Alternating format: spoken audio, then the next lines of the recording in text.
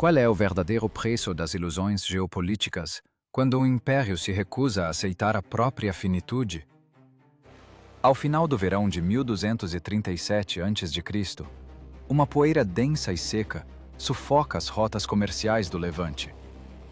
Por que uma superpotência colossal, capaz de mobilizar milhares de carros de guerra de elite em poucos dias, observa com terror crescente as manobras da infantaria que avança do leste? Nisto reside a cruel anomalia da Idade do Bronze. Os soberanos hititas forjam armas temíveis com o metal mais caro, mas suas lâminas diplomáticas estilhaçam-se contra a lógica matemática daqueles que, por séculos, eles se acostumaram a desprezar como bárbaros. O vasto Império Hitita está tensionado ao limite de sua capacidade logística. Das margens do Mar Egeu às planícies áridas da Síria, as antigas fronteiras rangem sob a pressão contínua de ameaças externas e sabotagens internas latentes. No centro dessa estrutura gigantesca, porém morosa, ergue-se Hattusa, um labirinto de pedra, uma cidade-fortaleza.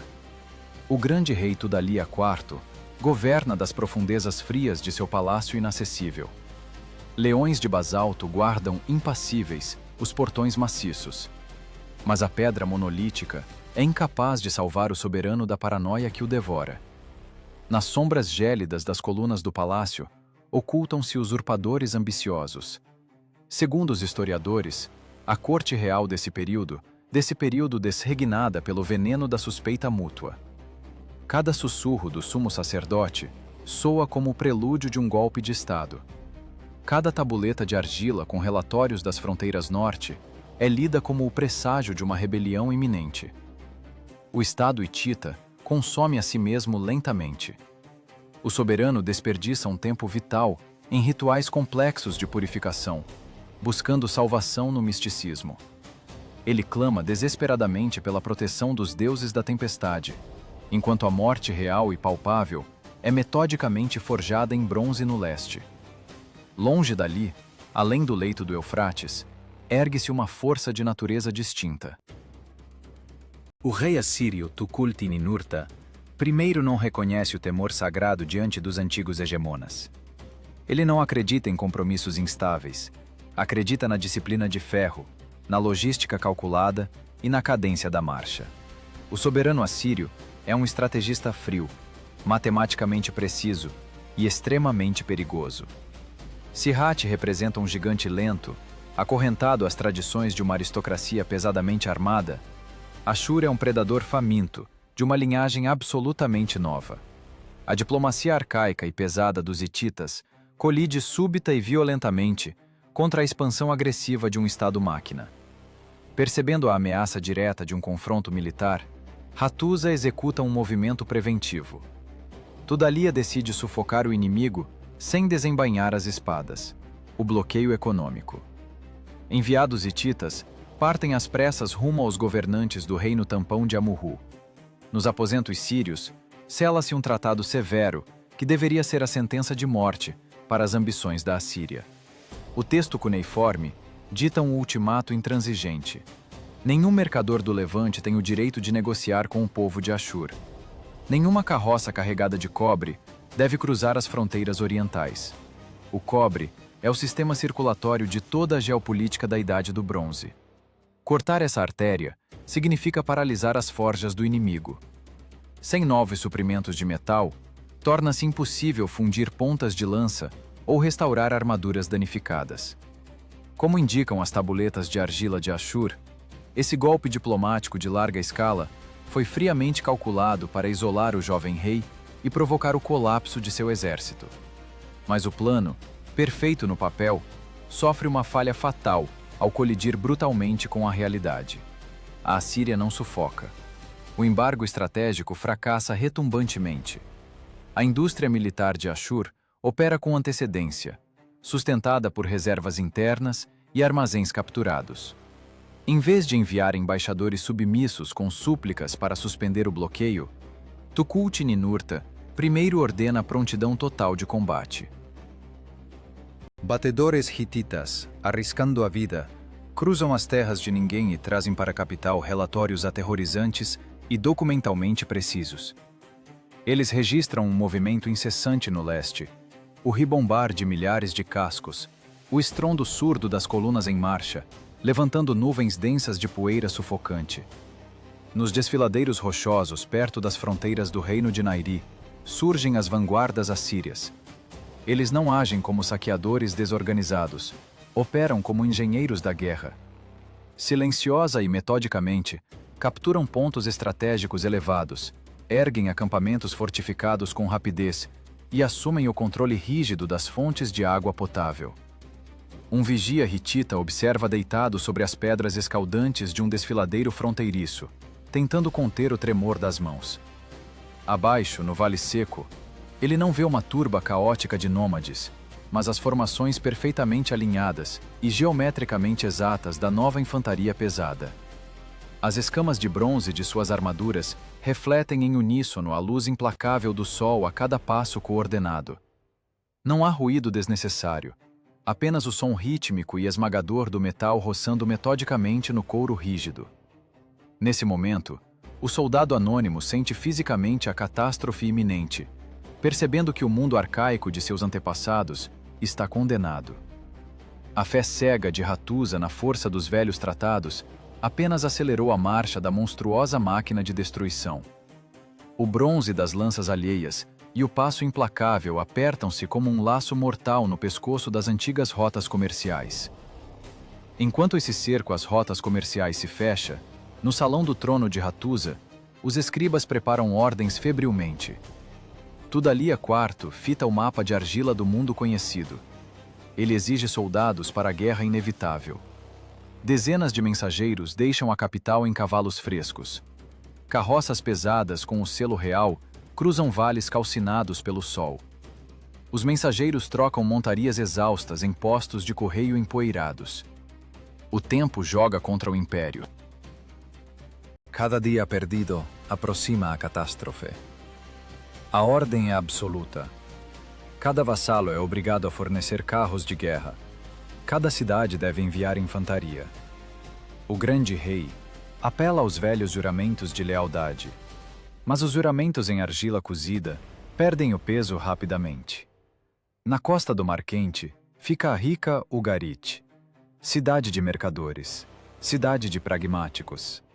O rei de Ugarit recebe uma mensagem pesada vinda da capital hitita, exigindo o envio imediato de tropas de elite para o leste. O governante deixa a tabuleta de lado. Seus dedos estão sujos de argila fresca. Ele limpa as mãos em um linho caro. Observa seus navios mercantes no porto e inspeciona os armazéns repletos de grãos selecionados. Ele conhece a condenação absoluta da campanha que se aproxima. No final do 7º mês de 1237 a.C., o medo toma conta das cortes do Levante. O Império Hitita exige o sangue de seus aliados. O novo poder assírio promete reduzir a pó qualquer um que se oponha. Os vassalos veem-se espremidos entre dois exércitos. Começa a era da grande sabotagem. Os servos fiéis de ontem subitamente esquecem seus juramentos. Escondem soldados em guarnições remotas e subornam inspetores da capital. A corrupção corrói as reservas do exército mais rápido do que a umidade destrói as velhas lâminas. Um thriller diplomático se desenrola nos aposentos abafados do palácio. O governante de Ugarit faz promessas brilhantes ao mensageiro de Hattusa, jurando pelos deuses enviar suas melhores equipagens. Assim que o mensageiro parte, o rei convoca seus comandantes. A ordem real é outra: ganhar tempo a qualquer custo, alegar falta de cavalos de raça, reclamar de uma colheita desastrosa. As palavras do governante de Ugarit nas tabuletas de arquivo ecoam a traição. Meus carros estão quebrados e meus cavalos morreram de peste. O vassalo paga com ouro, enviando aos hititas pesados lingotes em vez de soldados vivos. Mas o ouro não sabe manter a formação. O ouro não deterá o avanço da infantaria assíria. O reino da Babilônia rezou pelo equilíbrio de forças, mas não enviou um único carro de guerra, provando a dura verdade. O metal sempre pesou mais do que juramentos na argila. A hipocrisia, torna-se a arma principal dos estados comerciais. De dia, os governantes elevam preces públicas pela vitória de Tudalia IV. À noite, seus mercadores cruzam secretamente as fronteiras orientais para negociar com o inimigo. Caravanas com cobre contornam os postos hititas por trilhas isoladas. Burros de carga seguem direto para os acampamentos assírios. A traição tem um valor de mercado claro. Os mercadores vendem o metal escasso para aqueles que, amanhã, forjarão com ele as espadas de seus próprios carrascos. Segundo os cronistas, um pânico silencioso toma conta da costa. Rumores cruéis antecipam o movimento das tropas. Mercadores trazem notícias aterrorizantes do leste, descrevendo uma aniquilação total. As unidades assírias não fazem prisioneiros. Massacram metodicamente as guarnições resistentes até o último homem e incendeiam assentamentos prósperos.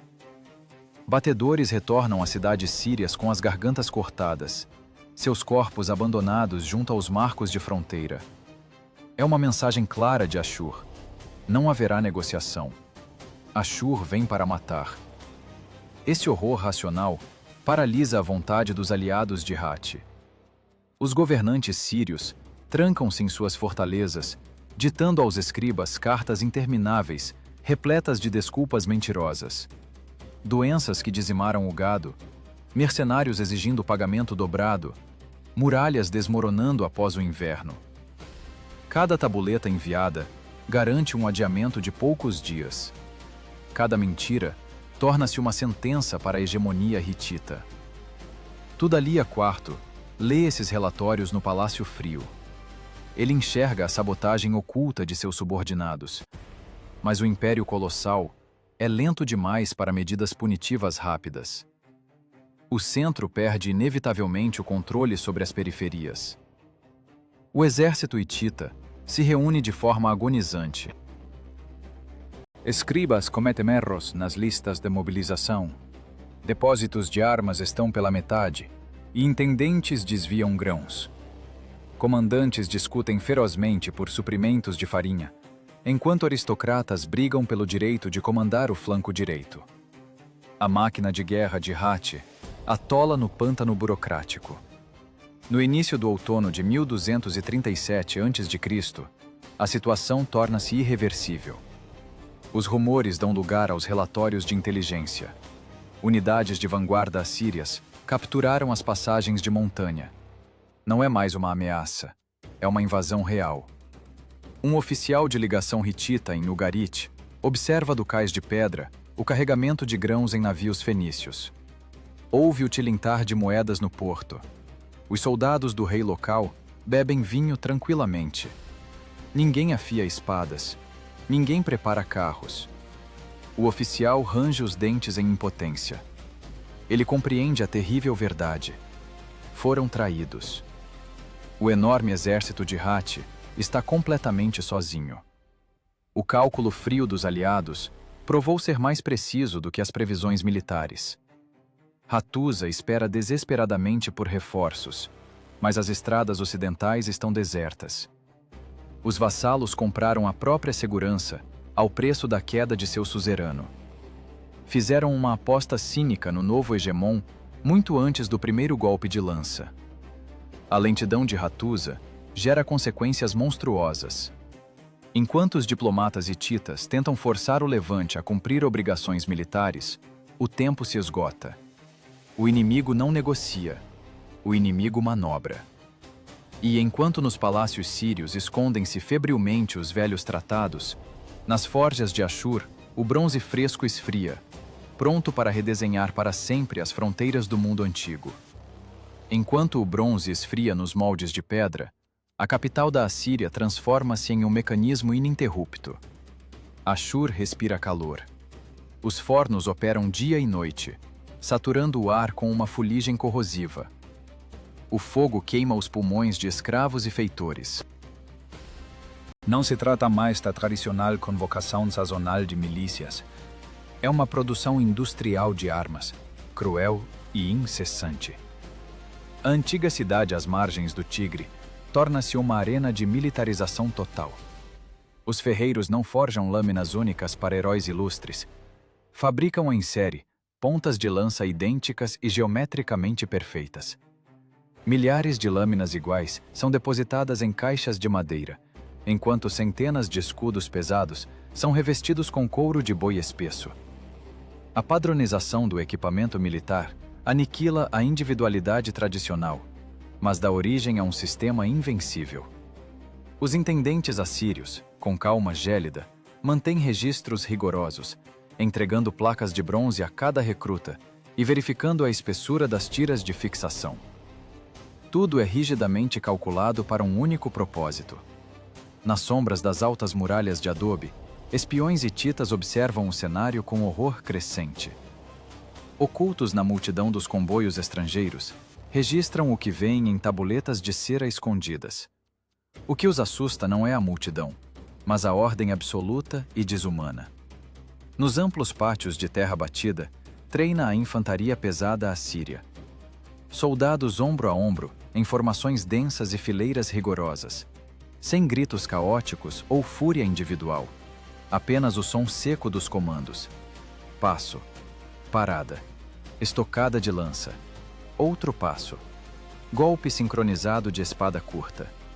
É uma força mecânica, ajustada pela disciplina rígida. Espiões experientes compreendem a verdade. Não é apenas um exército. É uma máquina de repressão perfeitamente ajustada. No início do 10º mês de 1237 a.C., o triunfo logístico do jovem rei atinge o ápice. Tukulti-Ninurta I não apenas reuniu massas armadas, ele garantiu tudo o que era necessário para uma marcha autônoma por território hostil. Milhares de carroças carregam grãos selecionados, estoques de carne seca e inumeráveis odres cheios com a água do rio. O aparato militar de Ashur consome recursos gigantescos, mas o sistema de suprimentos opera sem falhas. A partida das vanguardas assemelha-se ao deslizamento de uma avalanche. A massa de homens treinados e metal afiado entra em movimento sincronizado. Colunas de infantaria deixam os portões da cidade sob uma nuvem de poeira cinzenta. A terra treme sob milhares de sandálias. Não é apenas uma marcha para a fronteira. É uma demonstração de superioridade tecnológica de uma nova era. No outro extremo do fragmentado Oriente Próximo, em Hattusa, a reação parece uma convulsão desesperada. A mobilização tardia revela os vícios do império envelhecido. A tradição aristocrática exige luxo. A elite hitita acostumou-se a lutar apenas em pesados carros de guerra. Uma arma poderosa, mas extremamente exigente. Nos arsenais da capital, servos montam apressadamente plataformas de madeira. Mestres tentam endireitar aros de rodas empenados. Cavalariços esforçam-se para domar cavalos de guerra inquietos. A preparação de uma única equipagem consome um tempo precioso. Tempo em que um decurião assírio arma e forma todo o seu pelotão. Nobres hititas vestem-se em pressa suas armaduras de escamas e discutem sobre lugares de honra no flanco direito. O orgulho impede a submissão a regras comuns. Cada aristocrata crê ser o único artífice da vitória. Enquanto isso, o infante assírio anônimo apenas avança. Ele não precisa de servos ou montarias de elite. Tem uma lança, um escudo e a ordem de seu comandante. No final do outono de 1237 a.C., duas doutrinas militares iniciam sua aproximação fatal. A diferença na velocidade de marcha revela-se catastrófica. Enquanto os generais hititas tentam alinhar seus comboios pesados, as vanguardas de Ashur devoram as distâncias. Os carros de guerra de Hattusa atolam na lama dos desfiladeiros. Cavalos de raça quebram as pernas nas pedras afiadas. Eixos partem-se sob a sobrecarga. Aristocratas enfurecidos chicoteiam servos assustados. O caos domina as fileiras do império. O mecanismo vulnerável dos carros de guerra exige planícies largas e solo firme. A infantaria assíria despreza o clima. Marcham através de tempestades de areia e noites gélidas, cruzando rios de montanha, com a estabilidade de um mecanismo de relojoaria. Cada movimento aproxima o confronto que o velho mundo tentou evitar. A inteligência hitita leva a Tudalia números assustadores sobre o avanço inimigo. A velocidade do oponente estraçalha os cálculos estratégicos. O cerco se fecha. O grande rei percebe o preço de sua lentidão. A bravura elitista, impecável nos afrescos dos palácios, quebra-se brutalmente contra a matemática fria de uma infantaria bem estruturada. Essa matemática dita novas regras nos planaltos pedregosos. Enquanto os generais hititas tentam impor uma guerra de posição clássica, a paisagem torna-se uma arena de exaustão logística. Tudalia IV concentra sua elite nos desfiladeiros, pensando em termos de mapas antigos, convencido de que Ashur seguirá o caminho previsível. Carros de guerra amontoam-se, bloqueando os acessos ao Eufrates. Os aristocratas esperam um choque frontal, acreditando que a infantaria assíria se despedaçará contra suas posições. Mas Tukulti-Ninurta I não joga pelas regras do antigo império. A máquina militar assíria simplesmente contorna os bloqueios. Sob o manto das noites frias de outono, as vanguardas de Ashur desviam-se das rotas batidas, entrando em terras hostis. A logística torna-se a arma mais mortal. Os engenheiros assírios realizam o impossível. Organizam uma travessia rápida pelas águas turbulentas do Eufrates, em um ponto que os batedores hititas consideravam fisicamente inviável. Centenas de couros de boi inflados são amarrados uns aos outros. Pranchas de madeira são assentadas sobre os pontões improvisados. Milhares de soldados, pesadamente armados, cruzam o rio em um silêncio absoluto e aterrador. Sem pânico, sem comboios perdidos. O ritmo rígido da marcha não oscila por um segundo sequer. Pegas de surpresa, as pequenas guarnições de Hatti desaparecem uma a uma. Os assírios não perdem tempo com cercos prolongados. Aniquilam metodicamente as fortalezas fronteiriças com golpes rápidos e focados. O bronze desfere golpes fatais antes mesmo que as sentinelas consigam acender as fogueiras de alerta. Os escribas de Tukulti-Ninurta registram friamente os grãos e as carroças capturados, enquanto as colunas de infantaria continuam seu avanço ininterrupto. A informação sobre essas incursões fulminantes chega ao exército principal hitita apenas em fragmentos de boatos assustadores. O choque atinge os comandantes dos corpos de exército hititas. Eles percebem a velocidade catastrófica do avanço inimigo.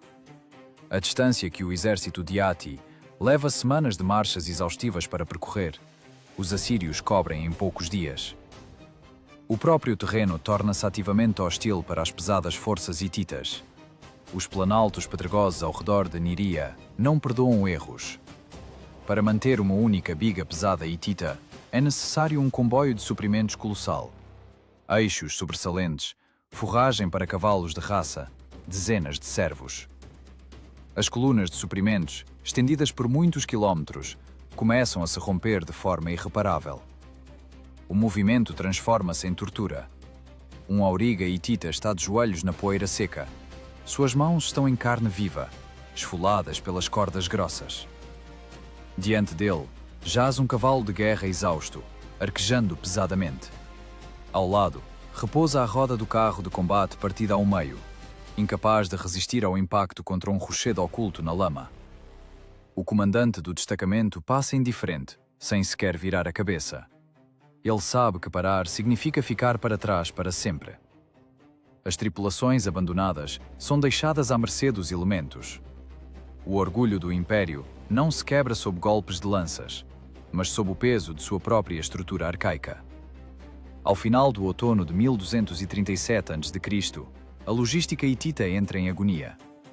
As tentativas de retomar a iniciativa resultam em fracasso total.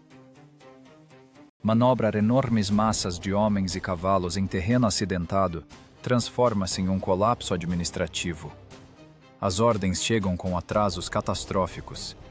Os destacamentos perdem-se uns dos outros no nevoeiro espesso das manhãs frias. Os soldados de apoio caem de exaustão. incapazes de carregar os estoques de flechas de bronze e provisões atrás de uma vanguarda que se afasta velozmente. Enquanto isso, a infantaria assíria fecha as pinças. Eles não estão apenas ultrapassando o exército de Tudália IV. Estão, de forma deliberada e calculista, empurrando o inimigo para o setor mais desfavorável. Ocupam as alturas dominantes e ditam, de forma inapelável, a direção da marcha. O frio cálculo logístico do rei assírio transforma-se em um instrumento de destruição psicológica total. Exaustos pelas marchas contínuas, os soldados hititas começam a entender que estão caminhando direto para uma armadilha montada. Cada novo amanhecer traz apenas a certeza crescente de sua própria condenação. Eles não controlam mais a situação. Caminham obedientemente para onde a vontade matematicamente precisa do inimigo os impele. Mas o golpe real, aquele que paralisa a vontade, não é desferido na retaguarda dos destacamentos atrasados. As patrulhas de vanguarda de Assur realizam a última e crítica manobra antes da batalha campal. Elas deslizam silenciosamente pela névoa de poeira e alcançam pontos-chave ao redor de Nihia. Enquanto o exército hitita arrasta suas bigas despedaçadas sobre pedras escaldantes com suas últimas forças, a infantaria assíria, metódica e friamente, corta-os da única fonte de vida. Estabelecem controle total sobre as fontes de água potável. O controle sobre as fontes de água transforma os ermos pedregosos em uma cilada mortal. Ao redor de Nihia, as tropas de vanguarda de Assur montam uma defesa intransponível. Ocupam as raras nascentes de montanha, bloqueiam os leitos dos riachos sazonais e erguem baluartes de terra ao redor de cada poço. O cálculo logístico dos comandantes de Tukulti-Ninurta é extremamente simples e intransigente. Um guerreiro pode viver uma semana sem bronze novo para seu escudo, mas não é capaz de manter a formação por 3 dias sem água. Após longas semanas de manobras exaustivas, o gigantesco exército de Hati colide contra essa parede invisível. O sol queima impiedosamente a terra pedregosa. O ar está denso com uma poeira amarela e seca que paira constantemente sobre o enorme acampamento, penetrando nos olhos inflamados dos soldados e rangendo nos dentes a cada respiração pesada. A massa colossal de homens e animais de carga consome uma quantidade inacreditável de umidade. As reservas nos pesados odres de couro minguam com uma velocidade assustadora. A água suja no fundo dos barris esquenta rapidamente. A sede torna-se o primeiro e mais terrível inimigo dos generais hititas. Os pesados cavalos de guerra são os primeiros a sofrer. Os corcéis de raça das estrebarias reais arquejam no calor sufocante, com os flancos arfando e os cascos batendo nervosamente no solo ardente. Sem água abundante, a principal força de choque do império transforma-se em um peso morto. Os intendentes hititas são forçados a cortar as rações. Os infantes de apoio agora recebem apenas alguns goles de um líquido morno e turvo uma vez por dia. Os nobres aristocratas ainda bebem vinho puro de seus comboios pessoais, mas esse recurso frágil está se esgotando rapidamente. A tensão nos desfiladeiros claustrofóbicos aumenta exponencialmente.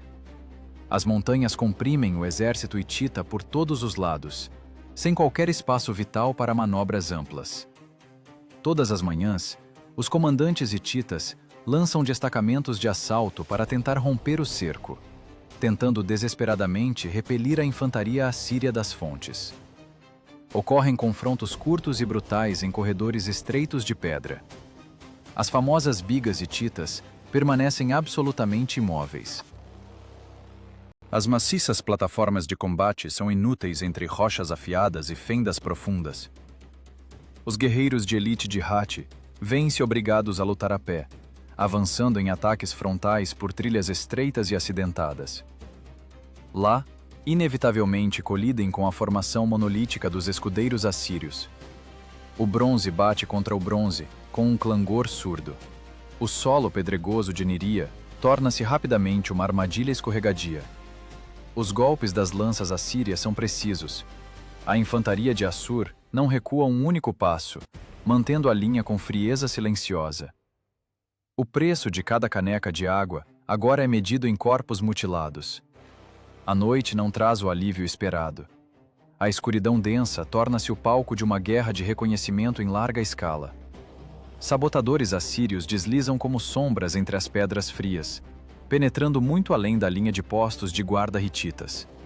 Começa uma caçada implacável e metódica por línguas. Um jovem sentinela hitita jaz na borda de um precipício profundo. O vento gelado da noite traz o cheiro acre das fogueiras alheias. Sua garganta queima com uma secura insuportável. Seus lábios rachados sangram. Seus dedos sujos apertam convulsivamente a haste de uma lança velha. Ouve-se um súbito e leve farfalhar de pedras caindo às suas costas. Um golpe seco e profissional na nuca. Escuridão. O corpo é arrastado sem som para o acampamento inimigo. Tais sequestros ocorrem todas as noites.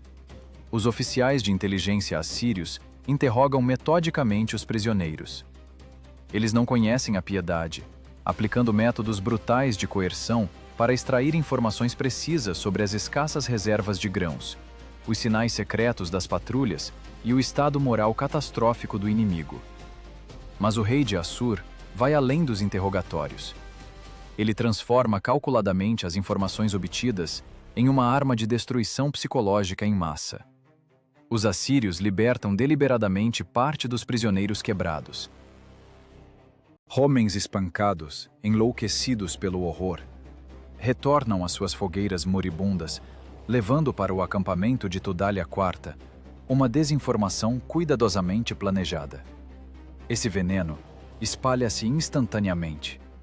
Os soldados sussurram coisas assustadoras na escuridão. Falam de dezenas de milhares de novos guerreiros chegando do leste, de uma traição iminente dos mercenários sírios, e juram que o ouro assírio já comprou a lealdade de seus próprios comandantes. Ao final do outono de 1237 a.C., essa mentira venenosa penetra nas camadas mais profundas da máquina de guerra hitita. A correspondência interna registra um surto de paranoia sem precedentes. Os comandantes dos flancos param de confiar nas ordens vindas do centro. Os oficiais esperam, a cada noite, um golpe traiçoeiro vindo de seus próprios aliados. O comando unificado da gigantesca massa de homens armados, enfurecidos e atormentados pela sede, começa a se esfacelar de forma irreversível. Um golpe súbito é desferido de dentro. Um grupo de mercenários desesperados tenta tomar à força as carroças de água reais, iniciando um massacre noturno entre aliados. Tudália IV tenta restaurar o controle através do bronze, ordenando a execução imediata dos instigadores e propagadores de boatos. Os algozes reais trabalham até o amanhecer, mas o medo da ameaça assíria revela-se muito mais forte do que o medo do próprio governante. O cálculo logístico seco do inimigo produz um resultado centuplicado. O sofrimento físico destrói completamente a disciplina. A matemática fria da vontade alheia dita novas regras de sobrevivência. Tukulti-Ninurta I adia deliberadamente a ordem para o assalto geral. Ele observa calmamente enquanto o inimigo se destrói, esperando pelo momento em que a pressão interna finalmente quebrará a espinha dorsal do exército hitita. E esse cálculo cruel funciona perfeitamente. Cortado da água, sufocando na poeira e na paranoia, o gigantesco acampamento do antigo império começa a devorar a si mesmo. A decomposição interna acelera a cada hora extenuante. Nos primeiros dias do limiar do inverno de 1237 a.C., as últimas reservas de água transformam-se em uma lama fétida no fundo dos odres ressecados. A disciplina desmorona por completo. Infantes mobilizados das províncias anatólias abandonam seus pesados escudos. Não acreditam mais na vitória. Desaparecem as dezenas na escuridão dos desfiladeiros. Pela manhã, a contagem de desertores chega aos centenas. Os esquadrões punitivos reais não conseguem mais conter esse fluxo. A ameaça de execução empalidece diante da sede enlouquecedora e do medo animal perante um inimigo inevitável. Os oficiais tentam restaurar a ordem com chicotadas, mas os soldados exaustos simplesmente não reagem mais à dor. Um lanceiro hitita anônimo está sentado sobre pedras escaldantes, à sombra de um carro de guerra destroçado. Sua língua inchada está colada ao céu da boca seco. Ele olha fixamente para a ponta de bronze opaca de sua arma. Não deseja morrer pelo orgulho ferido de um monarca distante. Quer apenas um gole de água. Ao seu redor, guerreiros que perderam a aparência humana jazem imóveis. Não resta vestígio do antigo valor militar, nem pensamento sobre a defesa das fronteiras. Apenas a dor física e a espera paralisante pelo fim. No centro desse caos, a elite hitita busca salvação no misticismo. Os velhos deuses têm a obrigação de intervir. Sumos sacerdotes em vestes brancas manchadas de poeira realizam rituais complexos de purificação. O cheiro denso de incenso mistura-se ao fedor nauseante de carcaças de cavalos em decomposição. Em altares portáteis, as últimas ovelhas saudáveis são sacrificadas. Os sacerdotes, com mãos trêmulas, extraem os fígados ainda quentes, buscando na superfície úmida dos órgãos ao menos uma centelha de esperança. Mas os presságios são catastróficos. Segundo os cronistas, os sacerdotes veem apenas manchas pretas e deformações não naturais. Os deuses da tempestade deram as costas a Ate. Esse veredito místico quebra a psique dos aristocratas mais rápido do que a sede. A consciência arcaica da elite é incapaz de resistir à realidade cruel em que seus protetores celestiais reconhecem a derrota diante de uma máquina de guerra impecavelmente organizada. O pânico espalha-se para os comandantes dos destacamentos aliados. A correspondência diplomática dos últimos dias registra um colapso total de confiança. Governantes vassalos trocam secretamente tábuas cuneiformes dentro do acampamento cercado. Não discutem mais táticas, mas sim as condições de uma capitulação em separado, calculando quem deve ser traído primeiro para preservar seus próprios status. É uma parada sombria de insignificância diante do desastre. No lado oposto do vale, reina um silêncio mecânico. Os assírios não realizam orações histéricas, nem buscam respostas em entranhas de animais. Os engenheiros de Assur verificam a tensão das correias de couro. Os decuriões inspecionam o fio de cada lâmina. Os soldados recebem porções medidas de água e aguardam calmamente. A postura pragmática do acampamento assírio contrasta bruscamente com o fatalismo caótico dos hititas. Para os soldados de Tukulti-Ninurta, a vitória não depende da vontade imprevisível de divindades, mas da espessura da armadura, da densidade da formação e da execução rígida das ordens. A sede e a desmoralização tornaram-se as armas ideais, quebrando a resistência do inimigo muito antes do primeiro choque de metal. Ao final de 1237 a.C., o exército de Tudália IV transformou-se em uma multidão de condenados presos em uma armadilha implacável. O limiar de resistência foi ultrapassado. Os soldados hititas odeiam abertamente suas bigas, inúteis naquelas montanhas. Os comandantes não dão mais ordens, apenas recontam febrilmente os sobreviventes. As passagens estão bloqueadas, sair é impossível e negociar é inviável. Nesse momento de desespero absoluto, os aristocratas hititas começam a preparar seus carros para o último golpe. O sol bate impiedosamente nos olhos inflamados. A poeira amarela deposita-se sobre as couraças caras e os luxuosos penachos dos cavalos. No silêncio sufocante, ouve-se apenas o bater rítmico de artífices martelando cunhas de madeira nas rodas ressecadas das plataformas de combate. Cada movimento está impregnado de um desespero surdo. Os nobres de Ati, que ditaram sua vontade ao Oriente Próximo por séculos, estão encurralados. Seus cavalos de raça arquejam, exaustos. Uma espuma sangrenta cai sobre a terra ardente. O orgulho do Império exige ação. O fatalismo substitui o medo. Os aristocratas apertam as correias de suas armaduras e verificam o equilíbrio das lanças. Sem discursos ou esperanças vãs, apenas uma determinação sombria.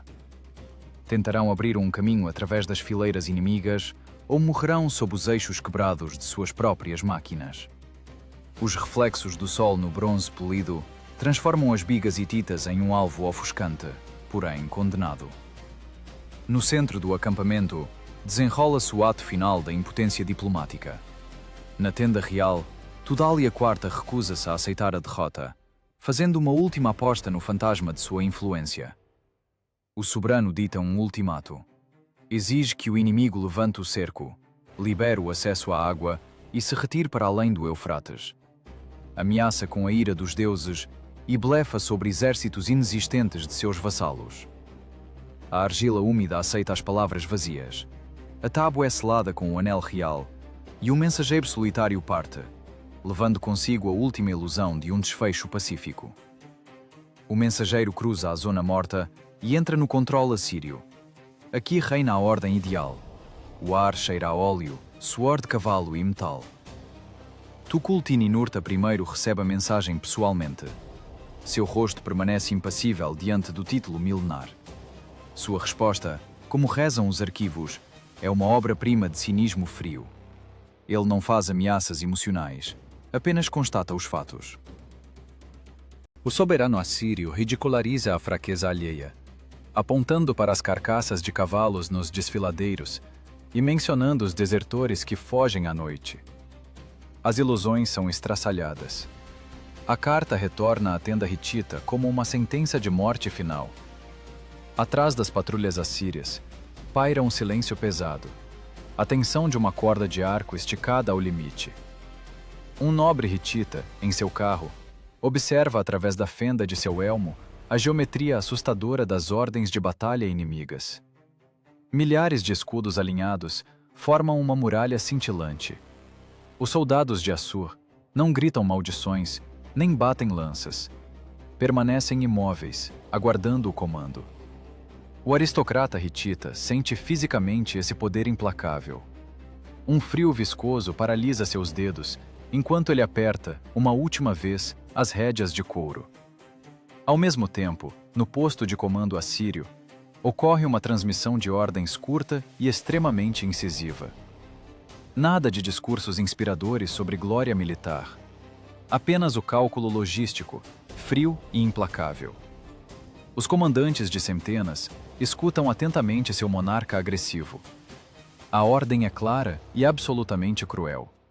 Não fazer prisioneiros entre a elite hitita. A aristocracia do Velho Mundo não possui mais valor político ou financeiro para a nova potência. Seus resgates nababescos não interessam mais a ninguém. Assur precisa de um triunfo sangrento que paralise todos os seus vizinhos. Os comandantes assentem em silêncio. Uma confiança gananciosa e calculista brilha em seus olhos. Eles compreendem perfeitamente a anatomia do massacre que se aproxima. Sabem com precisão que as pesadas plataformas de madeira dos hititas não conseguirão manobrar livremente no solo rochoso e irregular de Níria. Os oficiais retornam rapidamente às suas unidades, dando instruções rígidas à infantaria pesada. Golpear com as lanças longas, exatamente nos jarretes dos cavalos. Derrubar os aristocratas desajeitados ao chão usando ganchos. Matar metodicamente. Matar rápido. É terminantemente proibido quebrar a formação para perseguir alvos isolados. Essa diretriz implacável corta definitivamente qualquer rota de fuga possível. Um fatalismo cruel empurra dezenas de milhares de homens uns contra os outros. As pesadas carruagens de guerra se alinham para iniciar seu ataque frontal suicida. Esse ataque frontal suicida começa com um rugido ensurdecedor. As pesadas plataformas de combate partem em uma frente única.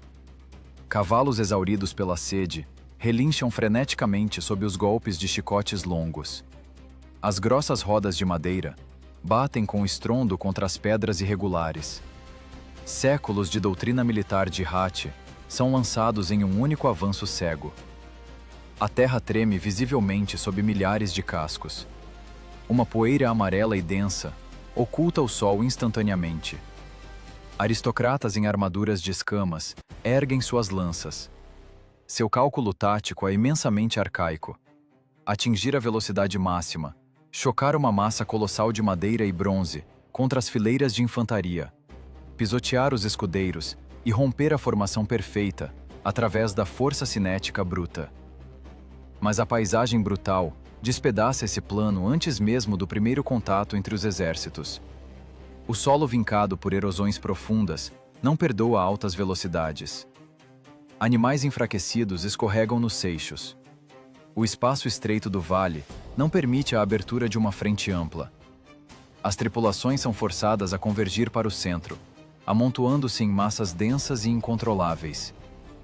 Eixos maciços colidem uns com os outros, com o estalo seco de madeira partindo. A inércia do impacto cai vertiginosamente. Ao meio-dia do ano 1237 a.C., a antiga superpotência comete seu erro tático fatal. A carruagem de elite, totalmente privada de manobrabilidade, transforma-se instantaneamente em um alvo estático. A onda de orgulho hitita colide com um estrondo nauseante contra a parede de escudos assírios. Não há ruptura. A infantaria pesada de Assur absorve o golpe enfraquecido com frieza.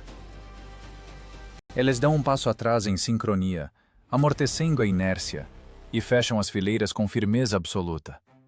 Sem agitação, sem duelos de honra, apenas um mecanismo implacável de extermínio. A primeira fileira segura firmemente os escudos altos de couro grosso.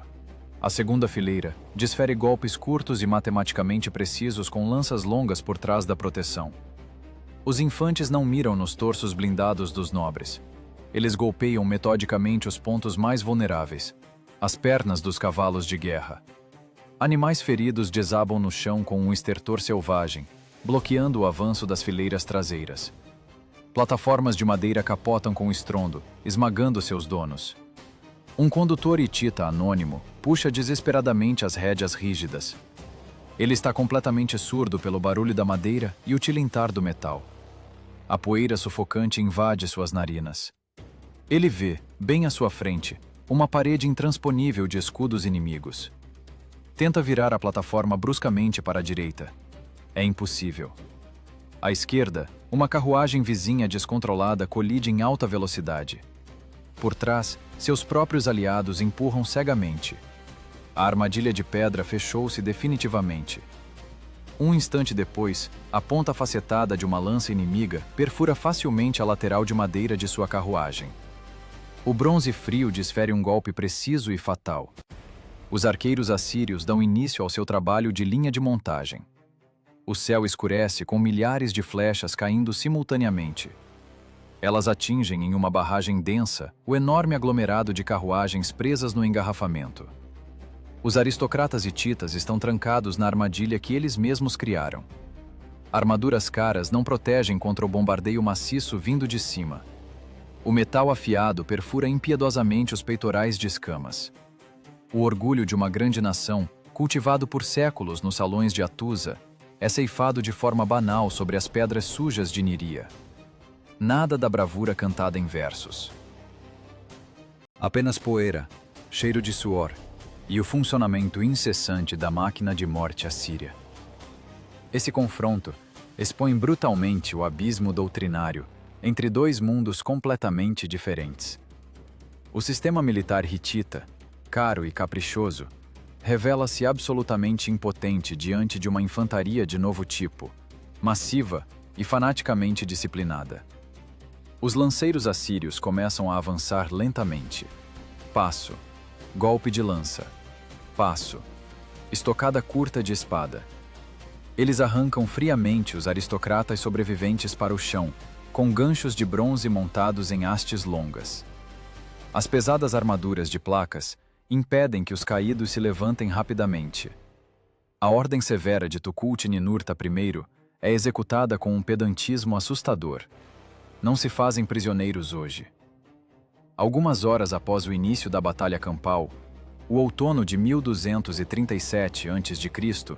registra o colapso irreversível da antiga hegemonia. Atrás dos esquadrões que agonizam, a infantaria de apoio hitita permanece em fileiras irregulares. São milicianos exaustos pela sede e pelo esgotamento extremo. Com um medo crescente, eles observam sua invencível guarda real transformar-se em estatística seca para os arquivos alheios.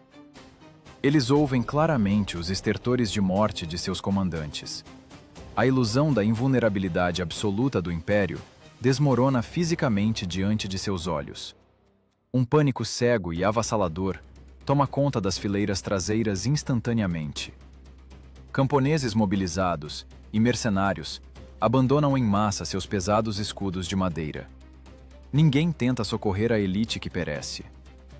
Armas caem com um tilintar inútil sobre as pedras quentes. A formação se desintegra em poeira muito antes de a vanguarda assíria alcançá-la. Uma massa enorme de infantaria dá meia volta em um único impulso e foge cegamente, pisoteando companheiros caídos sem piedade. O instinto de autopreservação apaga completamente os últimos vestígios de disciplina militar. A frente ruiu por completo.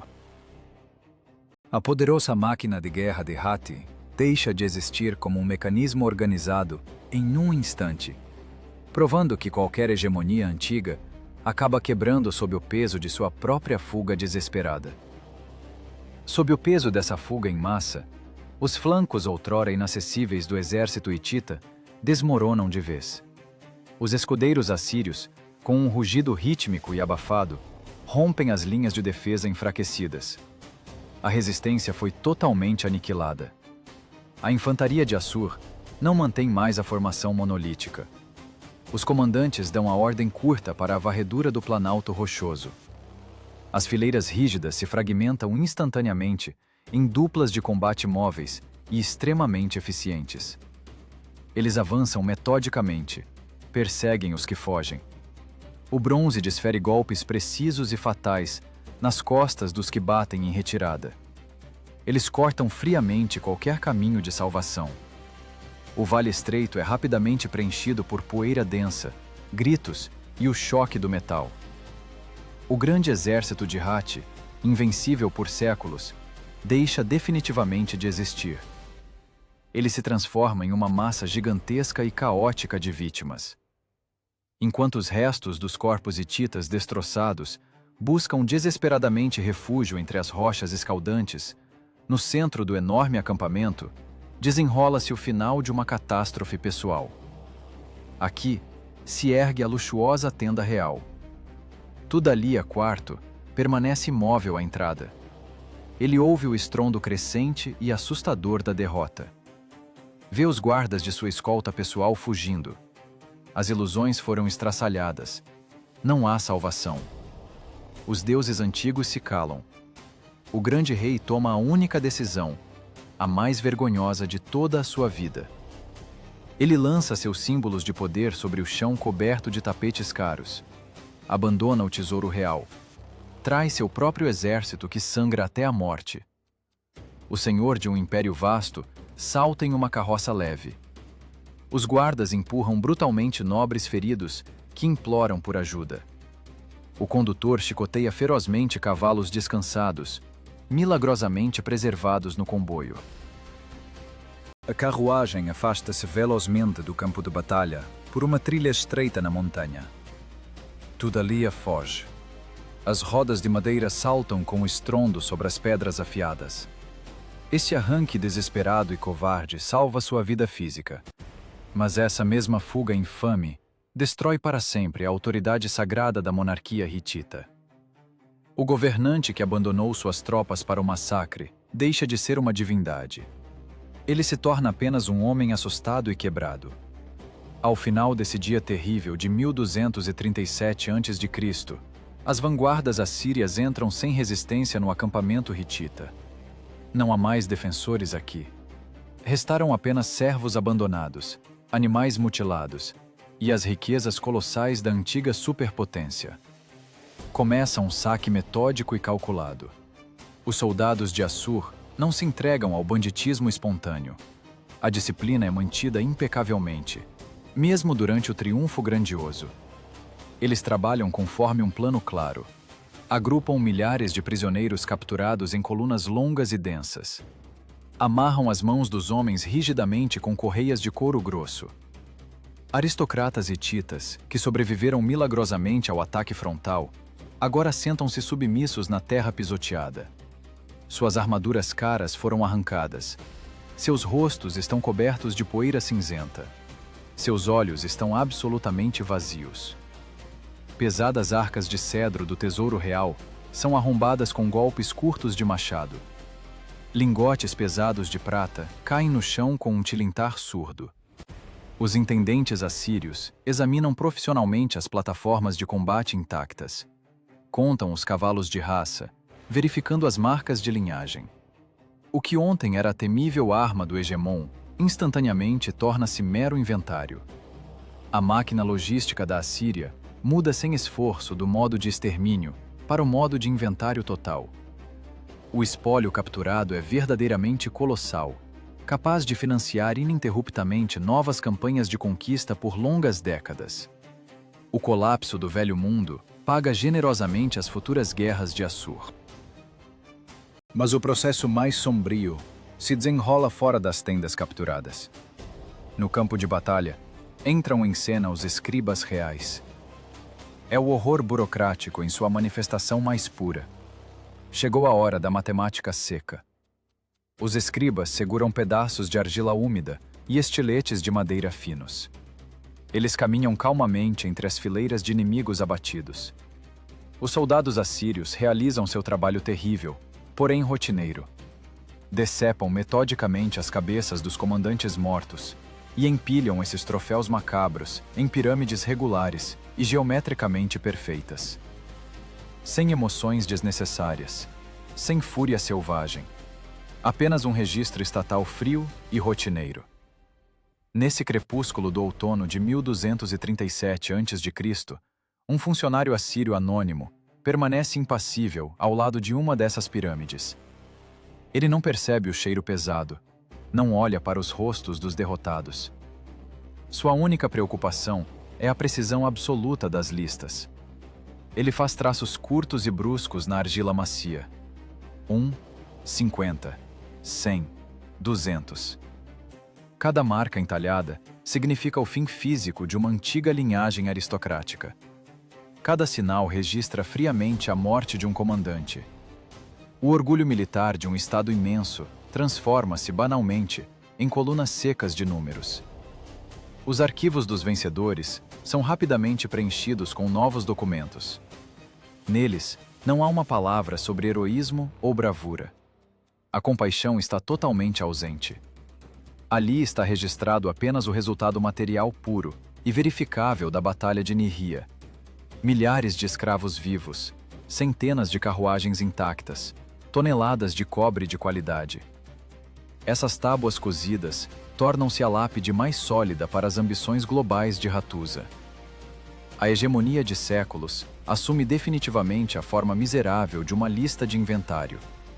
E agora, essa lista interminável de recursos capturados aguarda humildemente o olhar avaliador do triunfador cruel.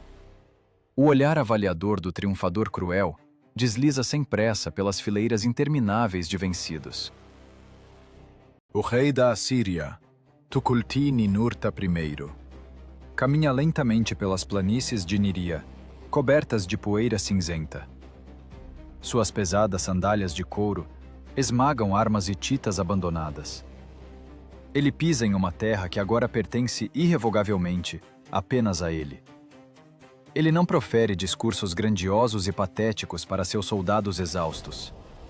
Ele estuda friamente e de forma metódica os troféus obtidos.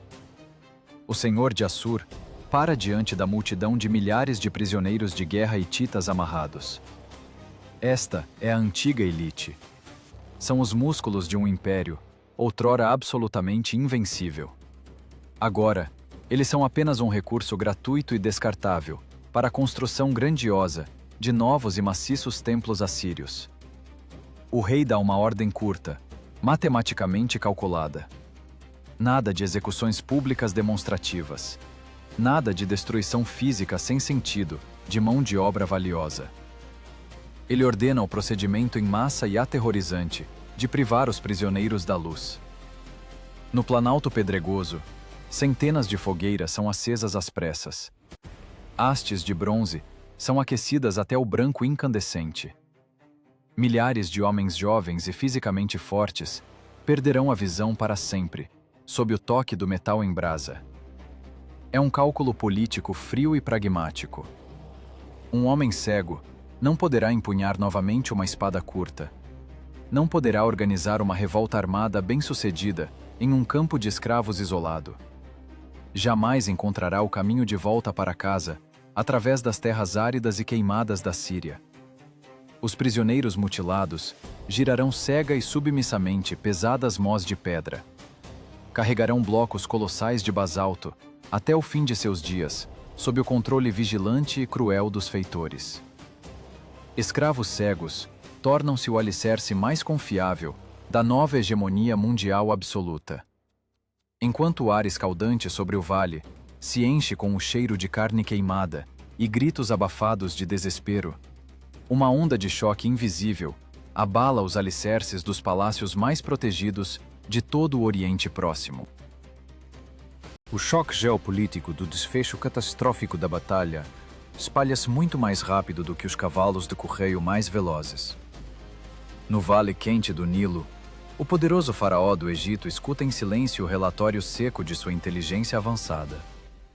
Na distante Mesopotâmia, os reis babilônios releem nervosamente despachos urgentes em escrita cuneiforme. A reação dos vizinhos revela-se absolutamente cínica. Nenhuma simpatia pelo gigante que ruiu. Antigas alianças estratégicas desintegram-se instantaneamente em poeira fina.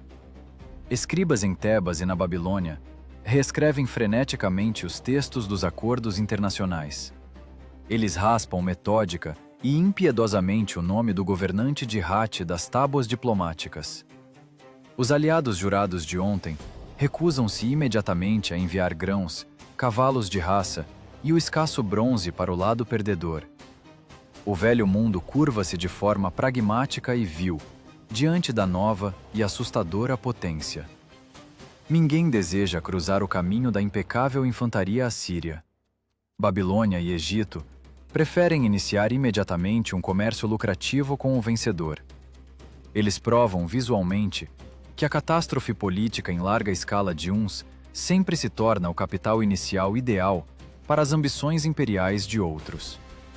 Ao mesmo tempo, no outro extremo do continente fraturado, desenrola-se o final silencioso e vergonhoso de uma tragédia pessoal. Tudalia IV retorna aos seus domínios montanhosos. Ele entra pelos maciços portões de pedra de Ratusa, não como um grande soberano. Ele se esgueira sob o manto da noite, como um fugitivo assustado e acuado. Nas ruas pavimentadas e tortuosas da capital, paira um silêncio pesado e mortal. As mulheres não lançam flores sob os cascos de seus cavalos cansados. A nobreza não sai às amplas praças para saudar seu monarca. O governante voltou para casa com o estigma indelével de covarde. Ao abandonar seu exército agonizante para o massacre assírio, eliminou para sempre a autoridade sagrada do poder supremo.